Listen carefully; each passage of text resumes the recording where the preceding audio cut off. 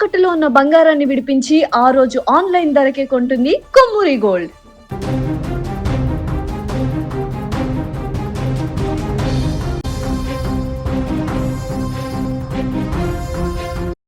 Yes, Tamil Nadu ముఖ్యమంత్రిగా విజయ్ ప్రమాణ స్వీకారానికి ముహూర్తం ఫిక్స్ అయింది. రేపు మధ్యాహ్నం 3 గంటలకు, అంటే 10వ తారీఖున మధ్యాహ్నం 3 గంటలకు చెన్నై సెంట్రల్లోని జవహర్లాల్ నెహ్రూ ఇండోర్ స్టేడియంలో, అంటే సరిగ్గా 2 రోజుల కిందట ఎప్పుడైతే ఆయన ఎమ్మెల్యేల మద్దతు కూడగట్టకు ముందే ప్రమాణ స్వీకారానికి ఏర్పాట్లు చేసుకున్నారో, అక్కడ ఏర్పాట్లు చేసుకున్నటువంటి అదే వేదికలో తిరిగి మళ్ళీ విజయ్ సీఎంగా ప్రమాణ స్వీకార కార్యక్రమాన్ని నిర్వహించబోతున్నారు. ఇప్పటికే ఆయన గవర్నర్తో భేటీ అయ్యారు. ఇవాళ అటు కాంగ్రెస్ పార్టీ, వామపక్ష పార్టీలు ఇప్పటికే మద్దతు తెలుపుగా, ఇవాళ తాజాగా వీసీకే పార్టీ, అలాగే ఐయుఎంఎల్ అంటే ఇండియన్ యూనియన్ ముస్లిం లీగ్, ఈ 2 పార్టీలకు సంబంధించి కూడా చెరు 2 ఎమ్మెల్యేలు, అంటే మొత్తం 4, అలాగే సిపిఐ సిపిఎం తరపున ఒక 4, అలాగే కాంగ్రెస్ పార్టీ తరపున 5, సో మొత్తం 13 మంది ఎమ్మెల్యేలు విజయ్కు టీవీకే పార్టీ నుంచి కాకుండా బయట పార్టీల నుంచి మద్దతు పలకడంతో ఇప్పుడు విజయ్ మ్యాజిక్ ఫిగర్ కంటే కూడా మరొక 3 స్థానాలు ఎక్కువతో, అంటే 120 స్థానాలతో ఇప్పుడు విజయ్ ముఖ్యమంత్రిగా ప్రమాణ స్వీకారం చేయబోతున్నారు. సో ఇప్పటికే ఆయన గవర్నర్ని ఇవాళ సాయంత్రం కలవడం జరిగింది. కొద్దిసేపటి కిందటే గవర్నర్ కలిసి బయటకు రావడం జరిగింది. విజయ్ రిక్వెస్ట్ కూడా చేయడం జరిగింది. ఆదివారం రోజున మధ్యాహ్నం 3 గంటలకు తాను ముఖ్యమంత్రిగా ప్రమాణ స్వీకారం చేయడానికి అవకాశం ఇవ్వండి, సమయం ఇవ్వండి, ఆ టైంలో అందుబాటులో ఉండండి అంటూ ఒక రిక్వెస్ట్ చేయడంతో, సో గవర్నర్ కూడా విజయ్కు అవసరమైనటువంటి, అంటే ఇప్పటి వరకు విజయ్ 3 సార్లు గవర్నర్ని కలవడం జరిగింది, రాజేంద్ర పర్లికర్ని. ఇవాళ పూర్తి స్థాయి, అంటే తనకు పూర్తి స్థాయి మ్యాజిక్ ఫిగర్కు అవసరమైనటువంటి సంఖ్యాబలంతో ఎవరైతే మద్దతిస్తున్నటువంటి ఎమ్మెల్యేల జాబితాతో, అలాగే ఆయా పార్టీలకు సంబంధించినటువంటి ఆ పార్టీల అధినేతలు ఇచ్చినటువంటి పర్మిషన్ లెటర్స్తో, సో నేరుగా విజయ్ ఆ లేఖలను తీసుకువెళ్ళడం, గవర్నర్కు సబ్మిట్ చేయడం జరిగింది. సో ఇప్పటి వరకు అనేక ట్విస్టులు జరిగాయి, అనేక సస్పెన్స్లు జరిగాయి. విజయ్ ముఖ్యమంత్రి అవుతాడా లేదా అనేటువంటి ఒక సస్పెన్స్ గత 4-5 రోజుల నుంచి కూడా కొనసాగింది.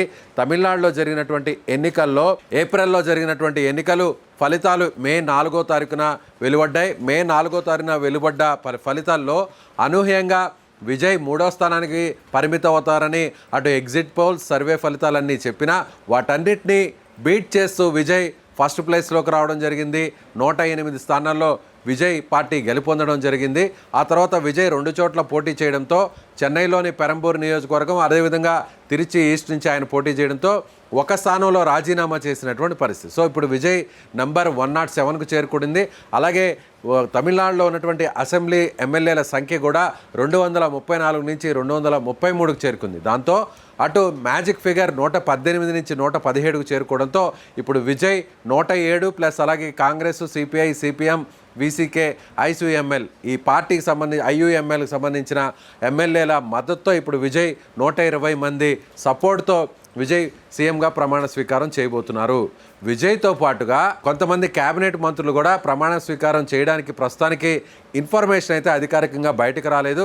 తొలుత విజయ్ మాత్రమే ప్రమాణ స్వీకారం చేసి, ఆ తర్వాత మిగిలినటువంటి కేబినెట్ మంత్రులతో ప్రమాణ స్వీకారం మరొక రోజు చేస్తారా లేదా అనేటువంటి క్లారిటీ కూడా రావాల్సినటువంటి అవసరం ఉంది. అయితే ఇప్పుడు ముఖ్యంగా విజయ్తో పాటుగా, విజయ్ పార్టీకి సంబంధించినటువంటి ఎమ్మెల్యేలతో పాటుగా కాంగ్రెస్ పార్టీకి సంబంధించినటువంటి 5 మంది ఎమ్మెల్యేల్లో 2కు ఇప్పటికే మంత్రి పదవులు ఇవ్వాలని ఆ పార్టీ కూడా ఒక డిమాండ్ను విజయ్ ముందు ఉంచడం జరిగింది.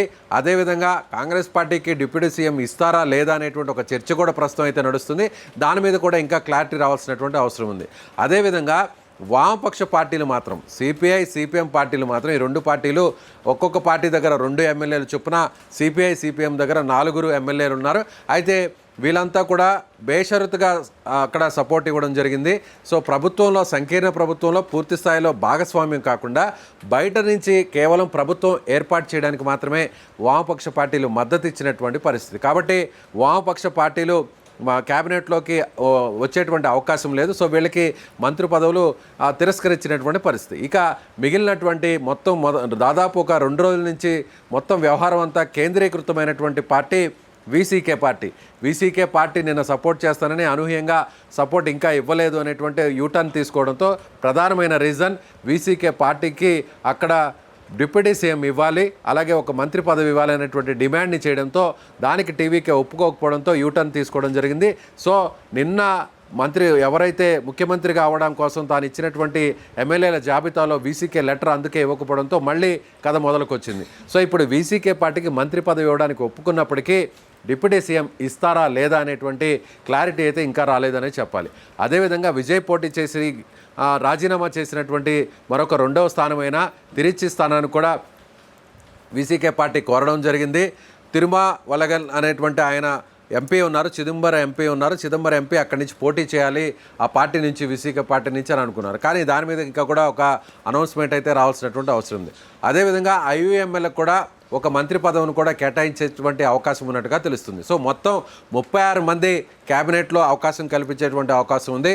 36 మందిలో 2 కాంగ్రెస్ పార్టీకి, అదేవిధంగా వీసీకే పార్టీకి 1, ఐయుఎంఎల్కు 1.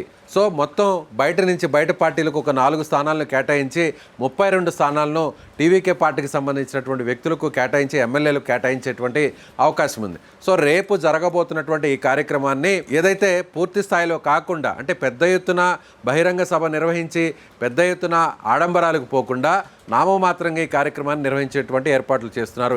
ఎందుకంటే ఈ ఇండోర్ స్టేడియం కెపాసిటీ కేవలం 3,000 మంది హాజరయ్యేటువంటి కెపాసిటీ. సో ఈ కార్యక్రమానికి ఒక 2,000 నుంచి 3,000 మంది మాత్రమే హాజరు కాబోతున్నారు. ఎమ్మెల్యేలకు సంబంధించిన కుటుంబ సభ్యులు, విజయ్ కుటుంబ సభ్యులు, అలాగే వాళ్ళని సపోర్ట్ చేస్తున్నటువంటి మిగిలినటువంటి రాజకీయ పక్షాలకు సంబంధించినటువంటి వారి శ్రేయోభిలాషులు, మిత్రులు, ఇలా కొద్ది మందికి మాత్రమే లిమిటెడ్ పాసెస్ని మంజూరు చేస్తున్నట్టుగా తెలుస్తుంది. ఓవరాల్గా చూస్తే దాదాపు 7వ తారీఖున జరగాల్సినటువంటి ప్రమాణ స్వీకారం 3 రోజుల తర్వాత వాయిదా పడి సరిగ్గా అదే గ్రౌండ్లో, అదే ఇండోర్ స్టేడియంలో, అదే వేదిక మీద ఎట్టకేలకు విజయ్ ముఖ్యమంత్రిగా ప్రమాణ స్వీకారం చేయబోతున్నారు. విజయ్ ఇప్పటి వరకు జరిగినటువంటి మొత్తం జర్నీ, ఈ 2 సంవత్సరాల పాటు జరిగినటువంటి జర్నీని ఒకసారి చూసినట్లయితే పార్టీని పెట్టిన తర్వాత విజయ్ మొదట్లో అందరూ కూడా కమల్ హాసన్ పార్టీలాగే, విజయకాంత్ పార్టీలాగే విజయ్ పార్టీ కూడా ఒక నామమాత్ర పార్టీగా మారుతుంది అనుకున్నారు. కానీ విజయ్ నిర్వహించినటువంటి రోడ్ షోలకు లక్షల మంది జనం పెద్ద ఎత్తున హాజరవడం, అదేవిధంగా కరూర్ లాంటి సభలో కూడా తొక్కిసలాట జరిగి 27 మంది 28 మంది చనిపోవడం కూడా జరిగింది. దాంతో అప్పటి నుంచి విజయ్కు ఒక రకంగా చిక్కులు వచ్చినటువంటి పరిస్థితి. ఆ తర్వాత అక్కడి నుంచి విజయ్కి సంబంధించి అనేక ఇబ్బందులు పెట్టేటువంటి పరిస్థితి జరిగింది. ఎవరితో కూడా పొత్తులు పెట్టుకోలేదు, ఆయన సింగిల్గానే పోటీ చేశారు. సో ఎన్నికల ఫలితాలు వచ్చిన తర్వాత విజయ్కు ఇప్పుడు దాదాపు 108 స్థానాలు వచ్చాయి కాబట్టి ప్రతిదీ కూడా సంచలనమైంది. అయితే ప్రభుత్వాన్ని ఏర్పాటు చేయాల్సినటువంటి మ్యాజిక్ ఫిగర్ రాకపోవడంతో విజయ్కి సంబంధించి కేవలం ఒక 107 స్థానాలకు అక్కడ ఆయన పరిమితమైనటువంటి పరిస్థితి. కాబట్టి ఇప్పుడు బయట నుంచి సపోర్ట్ తీసుకున్నారు కాబట్టి ఎట్టకేలకు విజయ్ 120 మంది సపోర్ట్తో సంకీర్ణ ప్రభుత్వాన్ని ఆయన ఏర్పాటు చేయబోతున్నారు. సరిగ్గా రేపు ముహూర్తం కూడా ఫిక్స్ అయింది.